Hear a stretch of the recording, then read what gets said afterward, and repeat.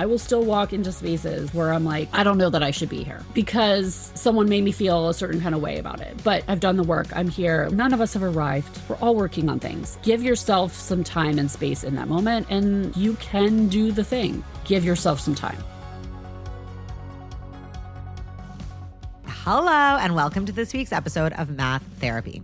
All right, I first discovered today's guest, Heidi Sabnani, at my very first International Math Education Conference when I saw her name on the program next to a talk description that had the words math anxiety in it. It was the first time I was like, oh my God, there are other people who care about this stuff? Well, little did I know, Heidi Sabnani has cared about this stuff for a long time. In fact, she's cared about it ever since she developed math anxiety herself as a young student. And she decided to conquer it as an adult so she could help others never feel the way she did. Heidi has been an educator in math and literacy for over 25 years, and her superpower is coaching teachers on how to overcome their own math anxiety. And in today's episode, she walks us through her exact process with a step-by-step playbook to help teachers transform. We also discuss why so many of us develop math anxiety because of the way math is taught, and how anyone can learn a better way regardless of how old you are or how gross you feel about math. Now, before we get into the episode, I'm actually so excited to say these words because it's a first for Math Therapy, and I get to sound like a real deal professional celeb podcaster, and because I manifested this. Okay, I'm nervous. Are you ready? Fine. Okay, here we go. This episode of Math Therapy is brought to you by Texas Instruments. I did it. Oh my God, it's true though. It's our first sponsored episode. Like, I know that might not be as exciting for you as it is for me, but first of all, that was as much fun to say as I thought it would be. And second, if you know me, you know I have been a Texas Instruments girly since high school, so I can think of no other brand I'd want to partner with first. But even more exciting for you is that we're doing a giveaway right now, and you can win an Oh My Math box featuring their brand new TI-84 Evo graphing calculator and some other goodies, including a plushie calculator keychain, which is literally just as cute as it sounds. The TI-84 Evo is a graphing calculator for like today's classroom. The best feature is the new home screen, which is super intuitive and icon based. So you can see everything you need and like you're not digging around through menus to find features. It kind of operates like a smartphone screen, so it feels familiar and super friendly. So to enter, all you have to do is text the podcast using the link in your app and tell me you want in on the TI giveaway. Your entry has to be received by Tuesday, May 19th. I'll randomly pick a winner, and just like that, the new TI-84 Evo is yours. I did it. My first sponsored message. Okay, now let's get to today's guest because that is just as exciting as the giveaway, I promise. Here is my chat with Heidi Sabnani. Heidi, welcome to the podcast. Thank you so much for having me. I was having a memory of the first time I met you. So it was my first ever NCTM. So I think it was 2022. It was in LA, like it was the one in California. And I remember looking through the program and I was like, oh my God, somebody's talking about math anxiety. I'm going to go see it. And what I remember distinctly is that your presentation had so many GIFs in it. Do we call it GIF or a GIF? I don't want to start this debate. But what do you call it? GIF is what I've called it, but I mean, I could be wrong. Okay. I mean, my teenagers are not here to tell me if it is a GIF or GIF. I've said both. Okay. I'm from New England. We don't pronounce all our consonants. So okay, fine. good. Yes. Tomato, tomato, GIF, GIF. I remember it had all these funny, I'm going to use your language because you're my guest. It had so many funny GIFs on it. And I was like, oh my God, this is so cool. But I remember leaving being like, honestly, you were the first person I ever knew who was doing work on math anxiety. Like I remember being like, oh my gosh, this is the first time I've heard somebody else talk about this in a similar way that I do. So let's get into it. When we do our talks, these are people who choose to go to a conference. So that's like one level of math anxiety is the math anxiety where you're like, I know I'm anxious about math. I want to, try and fix that. But then there's a whole other level of so many folks who are like, I have deep anxiety about math and it's scary and I can't face it. So we're not getting those people. So I would love to know a little bit more about like, what can we do? Like if there's a coach, if there's a teacher, if there's a leader listening to this, what are some interventions that you like love? Yeah. And I'll put myself firmly in the camp of someone who has math anxiety. And like I've shared the story before, Wait, right? Share it now. So we don't all know the story. I don't know. Okay. So I have some mild dyscalculia and dyslexia. And as a child in school, things were really, really challenging for me, particularly when I was in elementary school. And I came into fourth grade. And at the time, that was when we were learning multiplication facts. And that they made no sense to me. And it was like this constant battle. And I had a teacher who, if I look back on it kindly now, like with the best possible of lenses, was doing what had been done for years. And it's like, she divided the class into the kids who were bright and moving forward and to those of us who were not and weren't really as worthy of her time.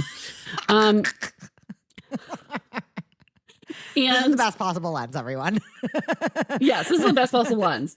But like what she knew, right? Like what she knew how to do. And it's like, oh, if you have like this group of kids that's super bright and like you should be pushing them and doing all the things. And my situation was I had to stay in at recess every day to do more math work because I was so behind and all of those things. And one day I had enough and I threw my work down and I went out to recess with all my friends. And I remember her standing up at the top of the playground, like screaming, Heidi Sabnani, get back here. Oh my God.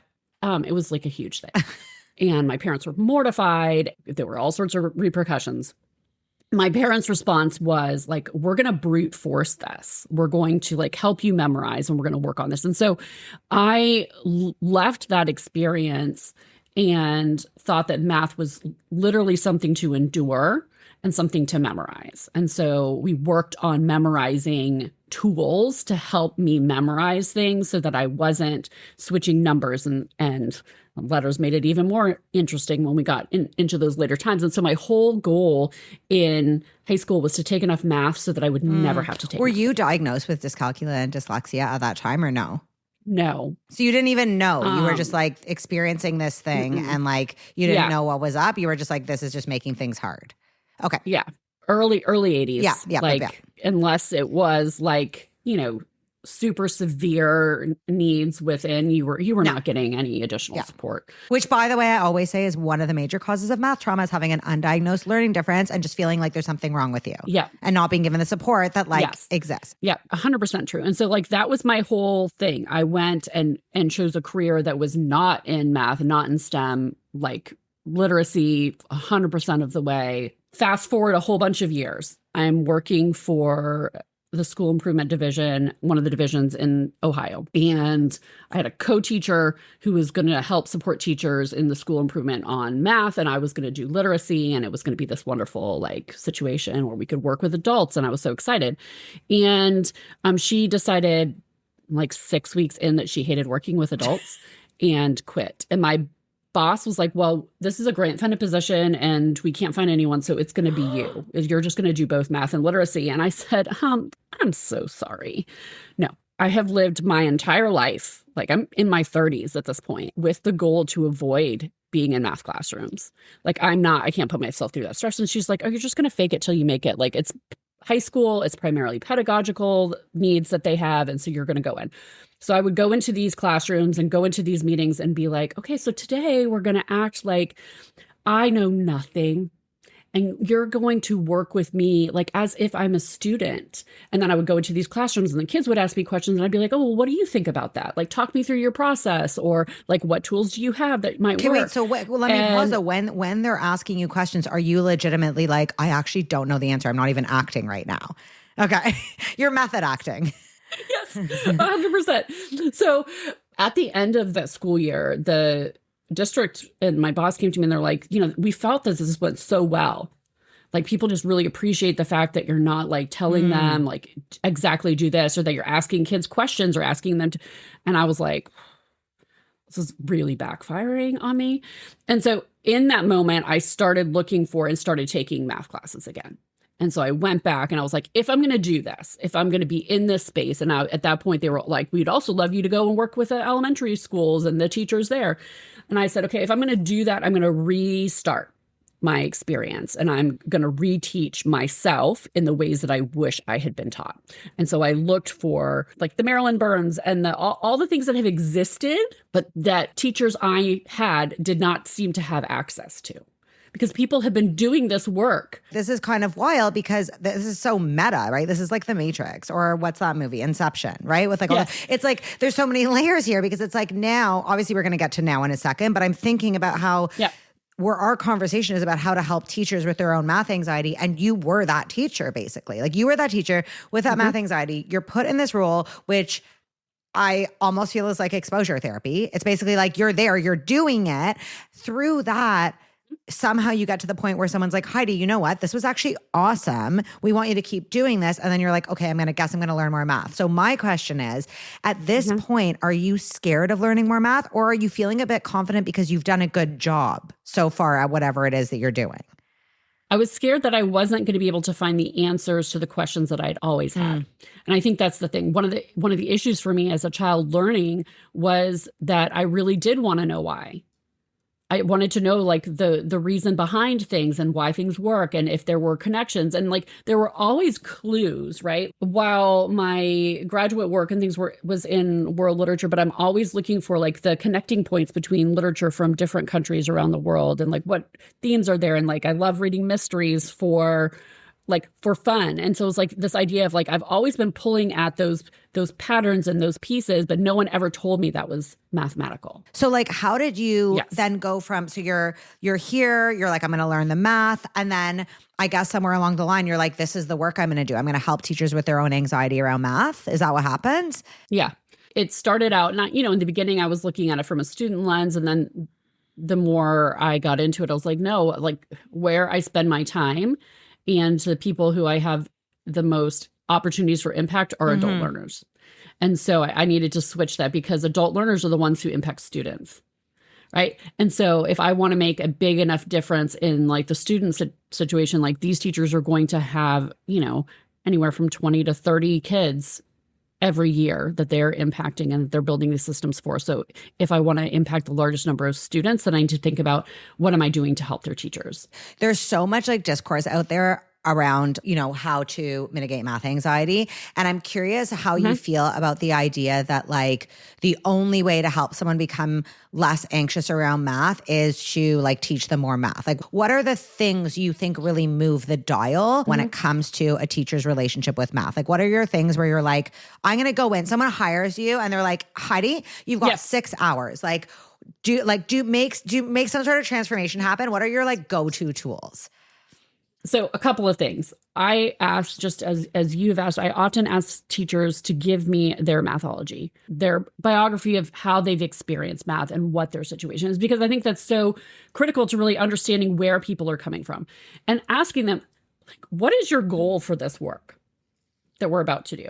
Is it so that you can help your high schooler as a parent? Or is it so that you can have a deeper understanding of the mathematics that you are teaching in your classroom? Because I think one of the things that we miss so often is the depth of the mathematics that we are asking young learners to learn.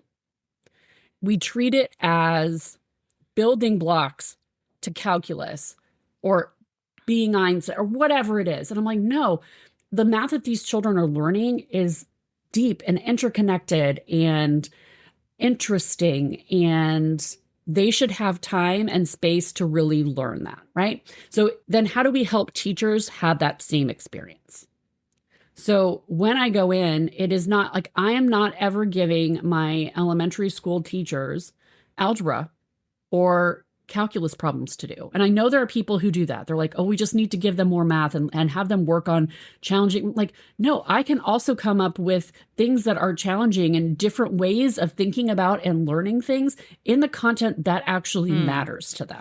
So, okay. In the content that they're going to use immediately versus just like, okay, we're going to sit through and work. No one's going to want to come to your...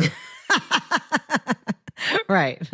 No, like, yes, when I work with teachers, we do math. We do. But it's meaningful math for what they're going to be doing next. So it's meaningful math. So it's meaningful to math. what they're going to do with their students. Meaningful math for what they're going to do with their students so that they can understand it more in depth and feel more confident teaching their students, like in the classroom.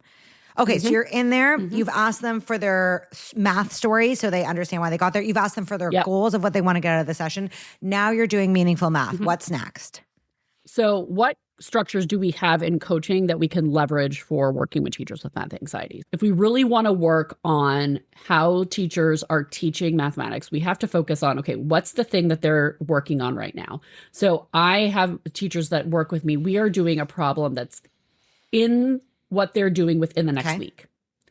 If they're not using it within the next week, we're not doing it, because they have to have the opportunity to like feel like they're leaving with something in their toolbox. So we do that kind of content work, and we think about like building a system for them that is going to allow them to have the questions that they often are so amazing at. So I will go in and work with them in their literacy classrooms and take notes of all the questions that they asked. And then we'll sit down and say, okay, like what questions here can you also use in mathematics? Like, give me an example. So what might happen next? What are you noticing in this piece of text? So you're saying like the teachers are already really good at asking these types of questions. They just don't know how to translate that skill they already have into a math class. Oh my God, I love this. Okay. So I'm like, okay, you already do this, but you just do it in literacy. And why are you doing it in literacy? And they're like, well, I feel comfortable with, like, if a student says something that I'm not sure about, like I have the tools to go back to. I'm like, okay, so what is it going to take for you to feel that same way if you were to ask that question in a math class?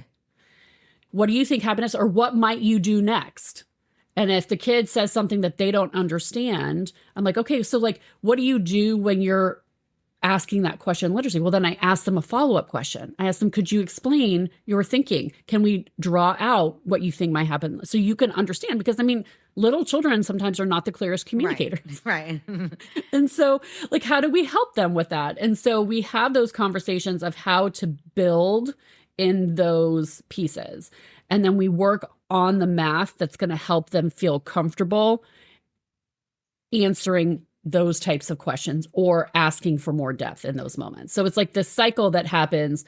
And so when I work with coaches and that I'm like teaching them like how to conduct meetings in that way, you have to have a different lens than the lens that we have when we're strictly just coaching without the math anxiety piece, because we're often coaching then for like, okay, we have to get through this. We have to do this. I'm held to the fire for this, like for us to be at this point in the pacing. I really, really like this approach. It kind of feels like it's like multi-pronged, and there's like a bit of a holistic thing of like, number one, we're hearing where you're coming from, like what your anxieties are, what story you're coming from. Number two, what your goals are. Number three, we're going to go through a math concept that you've got to teach that you need to get more confidence in. Number four, we're going to take skills you're already using in other domains, and we're going to just figure out how to apply them to math class and what you need to do that confidently. Am I right? Am I getting this right? Yeah. And then the last thing, we really reflect on it. So writing has been shown, like, even if you are like before a test, and it's one of the things that I've said to kids, and like Howie gives the 5 minutes before where they can look at the test. Other times you just have kids do a brain dump of, okay, what do you know? What are you worried about? What do you like, get all the anxiety out. I need to do that right now. And then they can focus on the thing that they're about to do, right? So it's very different. Like, just think about it. I mean, I have like a list here on my table of all the things that I have a senior, like all the things that we need to do. Like, we order the prom dress, check. Like all the pieces of like, so that it doesn't have to sit in my mind. We can do that same thing with teachers. Okay, so we've done this work. Now we're going to reflect on it, and then we're going to check back in the next cycle to see how you're doing. So my question, so I love this. So wait, when do they do the brain dump? When am I doing the brain dump? Like, does this happen every day? Does it happen at the end of the session?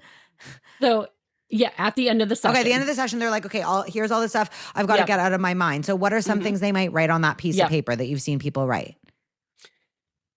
So sometimes it's like, I don't like open number lines. Oh. But like, I've been working on that with Heidi. And so like, what is a question that I can ask? Like, they'll look at a problem that they have coming up. Let me just sketch out what that might be. I'm going to sketch out an idea of how I could record student think on a number line. I know I don't like using it, but that's one of the things I want to get better at. So they will like put that down. They'll put like, okay, remember to pause and think. You don't have to answer a kid's question within the first half second. So this brain dump is like things I'm concerned about plus solutions that I can use in the moment. So I have on my piece of Yeah. paper all of my concerns and kind of a fix for them that I can carry around with me. Yes. You know what my question is? So I love this. My question is, you can't do this for every single problem they have to teach every single day. Right. So like, Correct. what is the long-term plan here? Because this sounds like this is the best day ever. And like you would leave being like, all right, I'm ready to teach my next lesson. I've got a plan. I've whatever. How does this translate into like them feeling more confident every single day?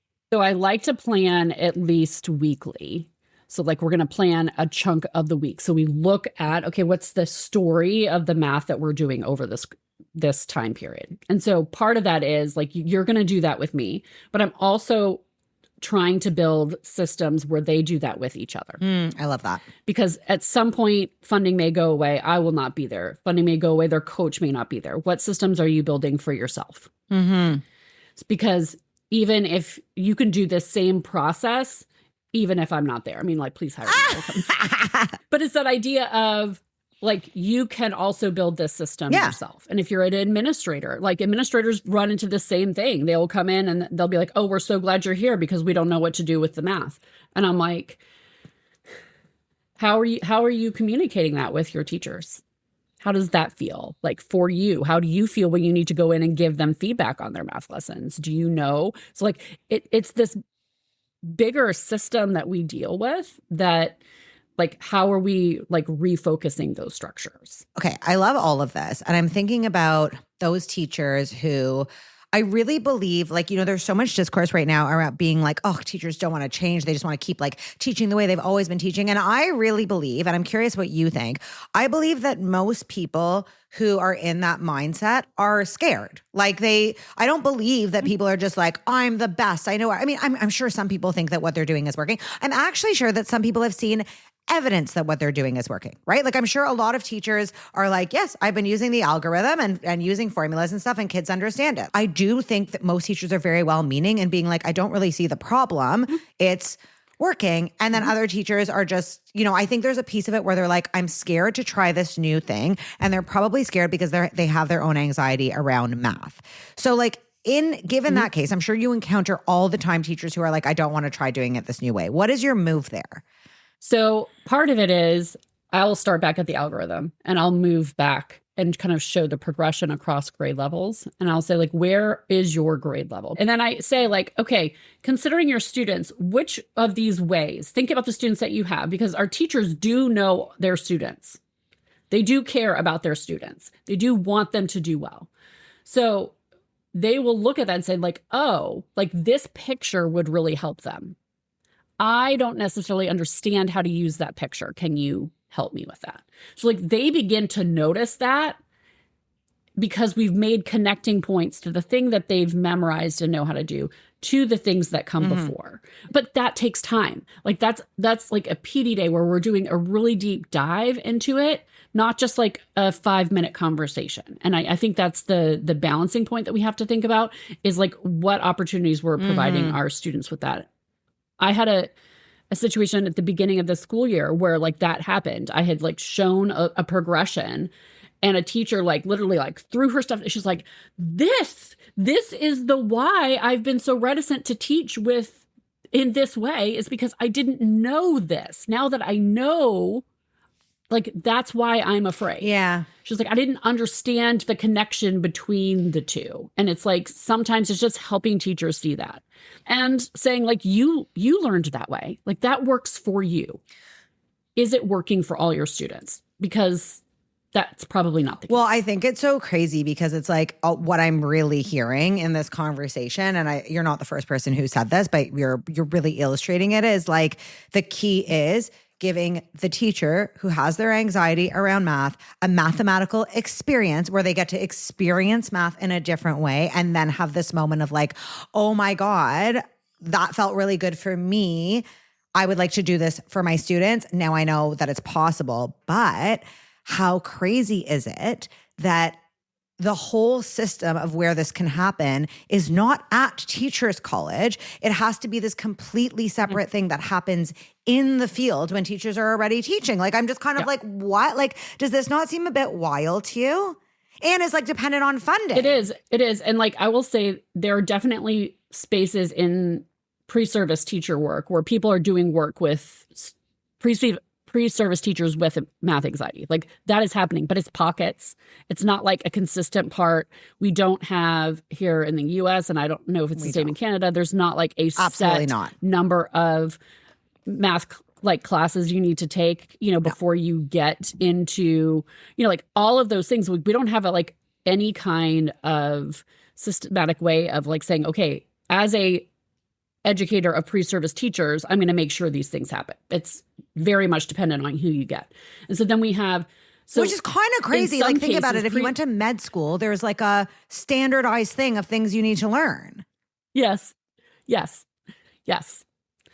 And then like, or we'll ask elementary school teachers to take Calculus 3 on their assessment to get certification. What? And I'm like, but they're going to be teaching second grade. That's not the necessary thing for them. And so then we wonder like, oh, we have a teacher shortage. I don't know. Well, maybe let's think about like what we're doing with the, and I'm not saying there shouldn't be some levels of certification, and like there should be, but like it's this idea of like, are we actually assessing the right things? It's like the idea of being like, oh, an elementary teacher will be more ready to teach math if they just learn more math in the way that they did not understand math. No, like it will make more sense if they learn the math that they're going to teach in a way that they finally understand. Exactly. And like with the tools that they're going to need to be using in their classroom. I mean, it is amazing, even with my new teachers, how few of them ever experienced using manipulatives in their own school experience and in their teacher practicum. I'm actually scared of manipulatives. Do you know that? That's my main fear in math. I have no memory of ever using them as a child. And anytime I go into an elementary PD and they start putting like those Cuisinart rods or whatever, the blocks, the arrays, I don't even know oh my God, are you going to pull one out? Yes. Oh my God, like right now. I have PTSD. Like I can't even look at that little Ziploc baggie of colored things because I'm like, I don't know what to do with them. And all the elementary teachers just start being like, oh yes, and now I've got 10 and I'm like, I don't know what's happening right now. So like, I get it. I actually understand. Yeah. And like I have one of the coaches or an interventionist that I'm with right now, she's like, I get it. She's like, I know my kids need to use this, but you need to work with me on, I need to be more comfortable with this. She's like, because I'm not. I'm like, okay, we're going to do that. Not a problem. So it's just that way of thinking about it in a different way and giving access to that.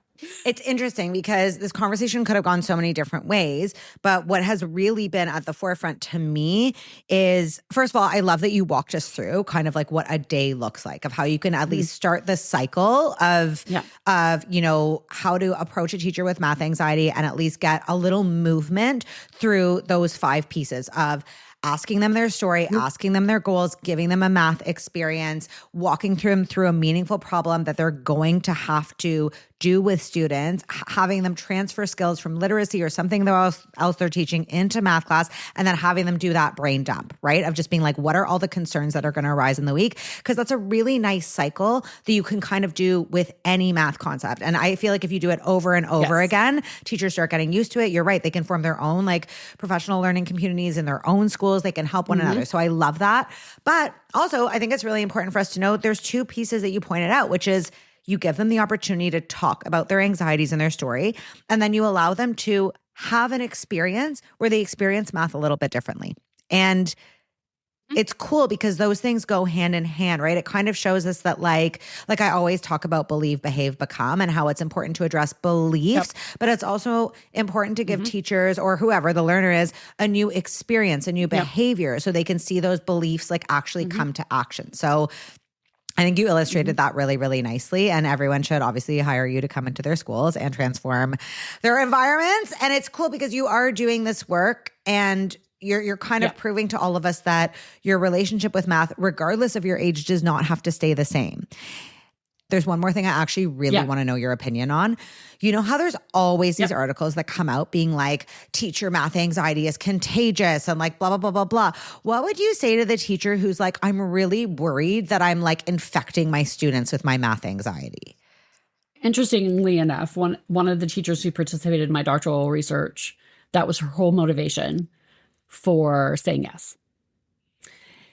She's an amazing teacher. And she was noticing that she had kids in her classroom who always needed to go to the nurse or the bathroom every time they got to math. And she was like, and I'm afraid that my reticence is transferring. And so with her, this is where we started with literacy, because she was like an amazing literacy teacher. And I said, like, you're just not using those skills that you have there. So let's start transferring those over. Let's start transferring those questions. Let's start like giving yourself some time to breathe. I think that the research shows that teachers with math anxiety spend 50% less time teaching math. And they teach in ways that are rote and are based on memorization and speed. So if we look at just those two things, less time teaching and speed and memorization, that we know that those two things, having less time to work on something and being forced to memorize it, are some of the major underlying foundations of math anxiety. So it's a result, not necessarily, I don't think it's like the intent. I think like it becomes because of those two factors. I don't think it's contagious, but I do think that mindsets can be contagious. You know, if you're ever around someone who's like super negative about something, like that begins to permeate, right? Or you have someone who's always like really excited about every brand new day, and what, like, those things are contagious. And so we have to think about and just be mindful of what is our thinking and how we create, like, what is our mindset when we go into that. But I think that through that reflection piece and through the pointing out the things that they're really good at already, that you're like, you are really good at this. You do have the skills to do this. And then let's reflect and brain dump on it. So then you're not thinking about those things when you're going in. I really think that's so awesome how you said that. And like, I wonder if, like, this is what I always say, and I'm curious what your thoughts are on it. I'm like, your mindset is one thing, right? Like, so I actually like your example of being like, imagine a really negative person or whatever, right? Your mindset is one thing. I just actually am reading the new Lena Dunham book, which seems like it would not be related to this conversation, but it is, because she says that her father always says something like, there's no such thing as a bad thought. There's no such thing as a negative thought. There is such a thing as a negative action. Like, often we can't help our thoughts. We're working on them, whatever. But what you do with your thoughts is what matters. So like, your mindset is one thing. Like, you being like, ugh, I really don't think I'm a math person is one thing. But then the action you take as a result. So the action might be teaching less math, or refusing to teach, change the way you teach, or expressing to the classroom, I hate math. I was born with a math deficiency. Like, that action is the thing that actually has the effect. So even if you're listening to this and you're like, oh, but I do have a negative mindset around math, if you're reflective on that, like Heidi says, and you pick your action with thoughtfulness, for example, saying to your class, you know what, guys, like, I do have a bad attitude around math, but it's something I've developed. It's not something I'm born with, and I'm working on it because I know it's not like me, I want to whatever. That ultimately, it is the believe, behave, become in a way. But do you agree? Like, it's like kind of the way the action you take as a result of your mindset is the actual piece that matters. And obviously we want you to change your mindset, but in the process of doing that, as long as you take thoughtfully aligned action, it's okay for you to not feel so great about math. You're not like, Yes. I mean, and it will change from day to day. I will walk into spaces sometimes even now, or someone will have something and I'm like, it just freaks me out. And I'm like, okay, I need to pause or like some ridiculous problem. I remember being in a session with, it was a regional teachers of mathematics thing. And someone who, like, I really respect, like, put this insane problem up on the board. And I was there with some teachers that I worked with. And I was like, oh my word, like, gross. Like, what is that? I'm like, and I don't know how to do that. And I'm here with like teachers that I work with, and now they're going to see me and know that I like am not unsure about how to do this. And I was sitting next to Molly, and Molly was like, that problem's disgusting. I'm not doing it. Okay. And like someone else from the back was like, well, just look at the structure of that. And I was like, I didn't even think that. Like, my brain short-circuited in that moment. And if I had been able to pause and think, and so that was the conversation I had with my teachers. I was like, because we all went to that same place. We all went to like, oh, yuck. But like looking for that structure in that moment, giving yourself a pause, like that will still happen. I will still walk into spaces where I'm like, I don't know that I should be here. because someone made me feel a certain kind of way about it. But I've done the work. I'm here. Like, I'm working on it. Like, none of us have arrived. We're all working on things. And so give yourself some time and space in that moment. And like, you can do the thing. You just have to like give yourself some time. Okay, final two questions. Someone is listening to this. They're like, wow, I love everything. Yes. Okay, you have 30 seconds to answer this, a time test. So not okay with me. Okay, so someone's listening. They're like, I love all of this. And like, I would love Heidi to come help us at our school. But the thing is, I'm just not a math person. So it's just not going to work. What would you say? Yeah. I would say we can also talk literacy. Let's talk literacy first. And then I'll show you how that connects to mathematics, because I do work in both of those spaces. But it is like you are a person who interacts with mathematics in some form or another. So let's start with that. And let's start with the things that you're comfortable with. If it's literacy, we're going to start there and we're going to show you how those things connect to math. And then I'm going to make you a math person. I really like the emphasis you've made on the connection of you have skills in this other area you feel comfortable in. Let me show you how they connect in math, because that's something I do a lot in my work. I call it like your math superpower. We're just using different language for the same thing of being like, you're good. You feel good about these things. You're just not seeing how those apply in math. So I love that so much. And I think that has to do with broadening our definition of what math is. Like asking good questions. You do that in literacy and you're good at it. You feel good about it. Guess what? Asking good questions is a math skill. So love that. Okay. Last question. If there was one thing you could change about the way math is taught, what would it be? Is that my question? Is there the one thing you could change about math class? I can't even remember it anymore. Whatever. Heidi, answer one of those in 30 seconds. Okay. I wish that we had more time and fewer standards. Yeah. I think that would make a really big difference. And I think like looking at things in a more connected way. You know, during the Renaissance, you were not Renaissance, regardless of when and where it happened in your country. You were not solely a math person or a literacy person or art person or a sculptor or what.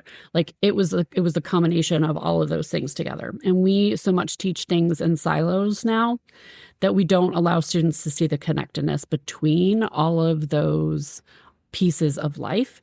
And so I wish that we could change that and help students see that the skills that they're learning in math help them in other spaces as well. You know what is so interesting? That when you just said that, I just got goosebumps, because I was like, I was getting this deja vu, and I remembered my last guest, Dr. Edward Doolittle, he's an Indigenous math expert in Canada.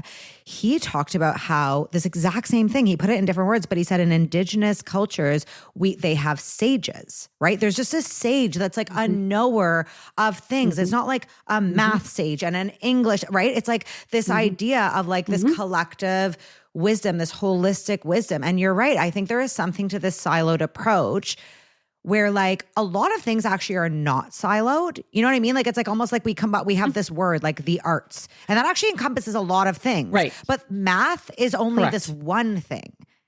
And that is going to leave me thinking. That's going to leave us all thinking, that idea of like less silos, more just wisdom. Like what is wisdom, and why is mathematical wisdom just not a part of this? I'm now over explaining, because I think actually 30 seconds ago I had a mic drop and it was really good after your mic drop. And now we got to end this. We're going to end this. I'm undoing the wisdom that I just shared.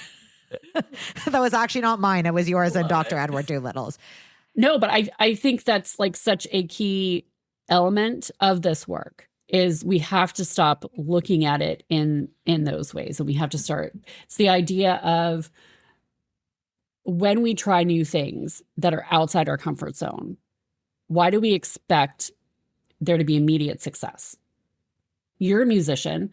I played piano for years and years and years. That didn't come from like, I just sat down one day and I was like a prodigy. I know. Those moments are rare, right? So like it takes time. I learned to watercolor during a pandemic, begrudgingly. Like all of those things, it takes time, right? It takes time. And you know what? It's just paper.